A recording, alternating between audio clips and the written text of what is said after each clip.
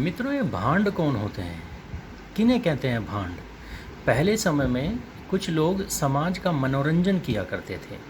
उन लोगों को भांड कहते थे।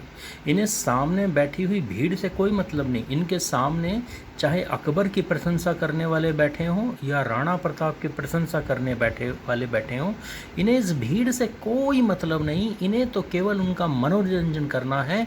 जैसी भीड़ वैसे विचार, और उद्देश्य क्या है? मनोरंजन करना। किंतु अगर कोई भांड मनोरंजन के बहाने से लोगों को फर्जी राष्ट्रवाद की सीख देने लगे, धर्म के नाम पर अधर्म सिखाने लगे, तो एक बड़ी समस्या उत्पन्न हो जाती है। हाल फिलहाल में इस देश का एक सबसे बड़ा भांड, जो अपने आप को इस देश का सबसे बड़ा कवि, महंगा कवि बोलता है, मैंने हिंदुस्तान का सबसे महंगा कवि बनकर उसी गांव में एकड़ों में फैला हुआ फार्म हाउस बनाया। एक मंच पर खड़े होकर फर्जी राष्ट्रवाद की शिक्षा देते हुए, जानते हो, महात्मा गोडसे को नपुंसक बोल देता है। और किसकी प्रशंसा करते हुए? गांधी की प्रशंसा करते हुए। और जिस हत्यारे को तुम महिमा मंडित करते हो वो नपुंसक था।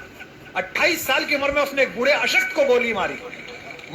अगर इसे गांधी से इतना प्रेम है तो ये गांधी की प्रशंसा करना चाहे कर ले, मुझे कोई समस्या नहीं। पर ये गोडसे के बारे में जानता कितना है जो इसने गोडसे को नपुंसक बोल दिया? केवल इस कसौटी के कारण, इसके कारण कि गोडसे ने एक निहत्थे, एक बूढ़े पर बंदूक चलाई, उनके ऊपर शस्त्र चलाया, इसलिए वो कायर, इसलिए वो नपुंसक। क्या ये कसौटी? अगर ये कसौटी है तो जान लीजिए, ये इस तरह की विचारधारा के लोग, ये वामपंथी विचारधारा के लोग होते हैं, और ये एक नैरेटिव सेट करने के लिए मंचों पर उतारे जाते हैं।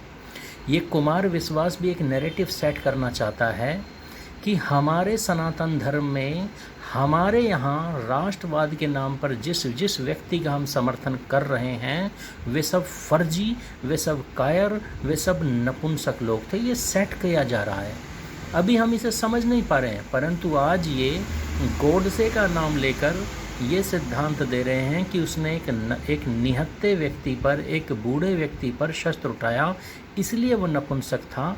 तो इसी कारण फिर ये कल को अर्जुन को भी नपुंसक कहेंगे, क्योंकि उसने भी एक निशस्त्र, एक बूढ़े पर शस्त्र उठाया।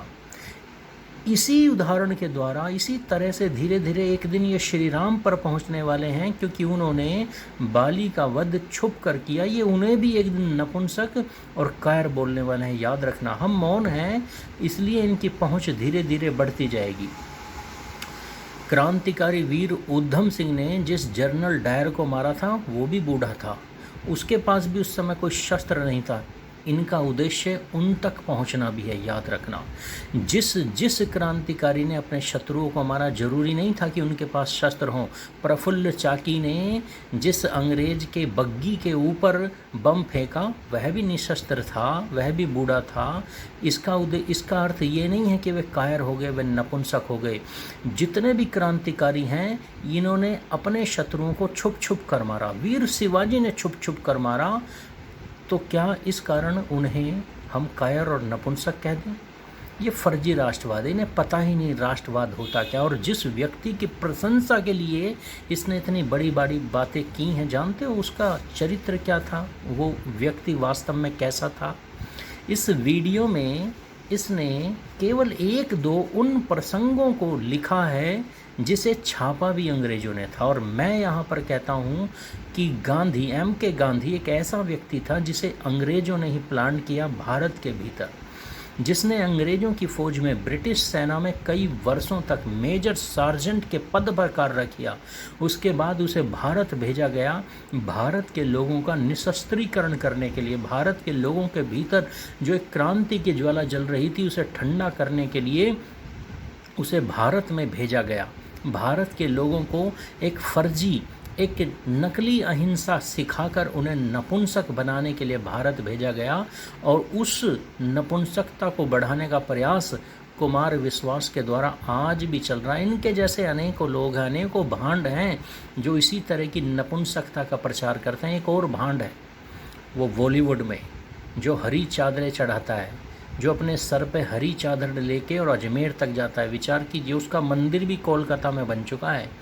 हमने भांडों को अपना भगवान बना लिया और ये भांड एक दिन इस देश को कहाँ ले जाएंगे, विचार कर लीजिए। धर्म के नाम पर ये धर्म निरपेक्षता सिखाते हैं, राष्ट्रवाद के नाम पर ये फर्जी राष्ट्रवाद की बातें बताते हैं, ये देश के लोगों को कायर बना रहे हैं, विचार कीजिए। और जानते हो, जिस गांधी को इतना महान बताया जा रहा है, मैं नहीं कह रहा हूँ, 1920 में यंग इंडिया नामक अखबार में एक लिखा हुआ था कि महात्मा गांधी ने इस देश के लोगों को कुछ नारे दिए, जिनमें से एक नारा जानते हो क्या था?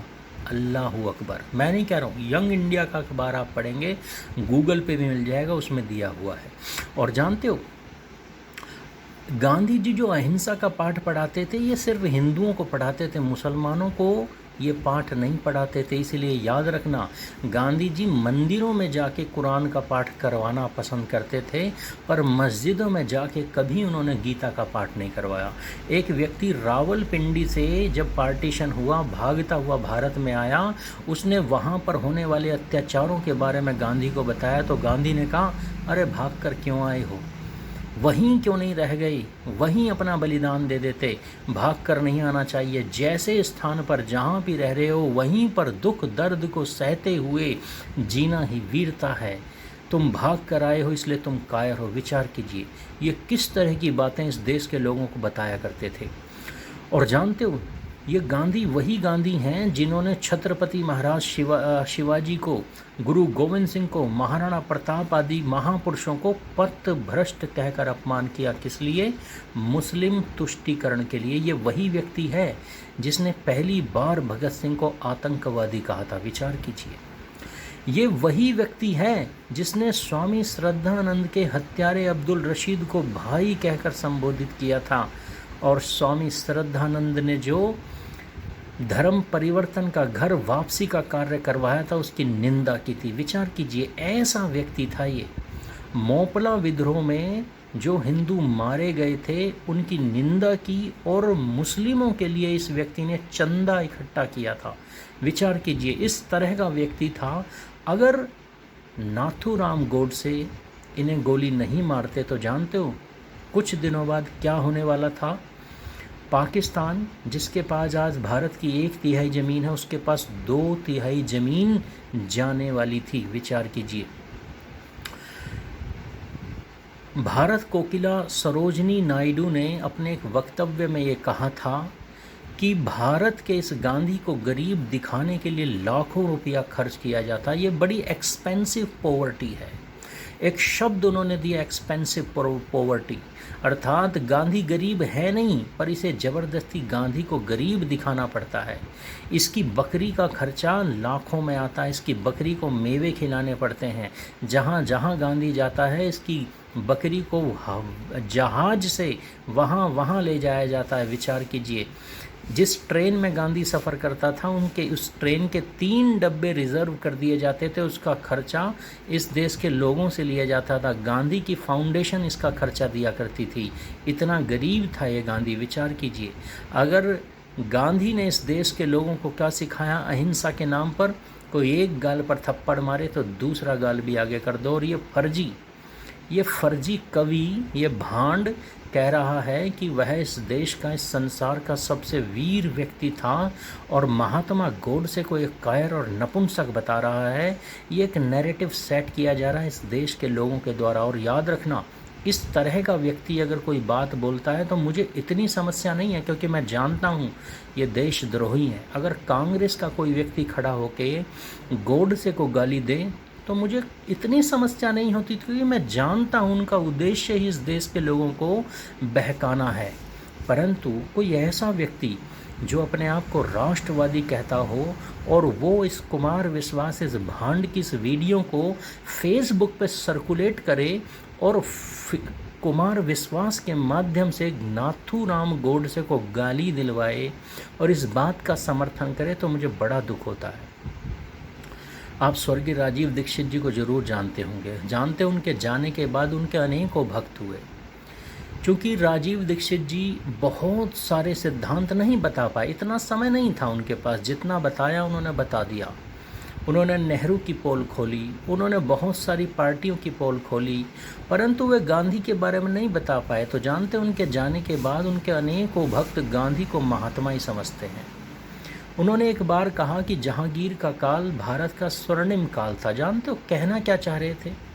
वो फिनेंशियल आंकड़ों में बताना चाह रहे थे कि जहांगीर के समय में भारत में बहुत धन धान्य था, पर इन अंध भक्तों ने उसे सुख समृद्धि से समझ लिया। और जानते हैं अनेकों राजीव दीक्षित जी के भक्त हैं जो कहते हैं अरे जहांगीर के काल में तो सब बहुत सुखी थे। क्यों? क्योंकि राजीव दीक्षित जी ने कहा। अरे वो फिनेंशियल डेटा के अनुसार बता रहे थे। बस इसी तरह राजीव दीक्षित जी के कुछ अंध भक्त बिना विचार किए, बिना इन्वेस्टिगेशन किए, बिना एनालिसिस किए नाथूराम गोडसे को आतंकवादी, नपुंसक और कायर बुलवा रहे हैं, समर्थन कर रहे हैं इन भांडों का। इसलिए मैं आपसे कहना चाहता हूँ, भाई वीरेंद्र चौहान जी का नाम आपने सुना होगा, राष्ट्रवादी हैं, समाज को बहुत अच्छी अच्छी बातें इन्होंने बताई हैं, चिकित्सा के संबंध में, आयुर्वेद के संबंध में, गाय के संबंध में, राष्ट्र की बहुत सारी इन्होंने बातें समाज को बताई हैं। मैं इनका हृदय से सम्मान करता हूँ। परंतु ये बड़े दुख की बात है कि जब इतने ऊंचे स्तर का व्यक्ति इन भांड कवियों के बहकावे में आकर एक ऐसी वीडियो का प्रचार कर देता है जो उसे नहीं करना चाहिए। तो आप में से कोई भी व्यक्ति अगर भाई वीरेंद्र चौहान जी को जानते हों, परिचित हों, तो उनसे पूछिए, प्रश्न पूछिए कि आपको क्या अधिकार है जो नाथूराम गोडसे को नपुंसक कहलाने वाली वीडियो का आपने प्रचार प्रसार किया। मैं इनसे प्रार्थना करता हूं भाई वीरेंद्र चौहान जी से कि इस तथ्य को जाने। अगर वे गांधी के बारे में नहीं जानते तो इसमें कोई गलती नहीं है, ठीक है, अज्ञान संभव है, किंतु इस घटना के बाद मैं उनसे प्रार्थना करता हूं कि गांधी के बारे में जानना आरंभ कीजिए। महीने 2 महीने का समय लेके एक अपनी पर्सनल एनालिसिस कीजिए, जानिए, सोचिए, खोज कीजिए, और लगे कि उनसे गलती हुई है तो मैं चाहता हूं सामूहिक रूप से क्षमा मांगिए। आपके कारण एक भांड का प्रचार होता है, आपके कारण एक फर्जी राष्ट्रवादी का प्रचार होता है, और आपके कारण एक सच्चे राष्ट्रवादी महात्मा को गालियां दी जाती हैं। इसलिए मैं सभी सदस्यों से, जो भी ऐसा जानते हैं और मानते हैं कि नाथूराम गोडसे हमारे लिए एक महान व्यक्ति थे, एक महात्मा थे, एक महान क्रांतिकारी थे, उनका बलिदान अमर है, मैं चाहता हूं आप सभी लोग इन विचारों को अधिक से अधिक पहुंचाने का प्रयास करें। सभी को नमस्ते।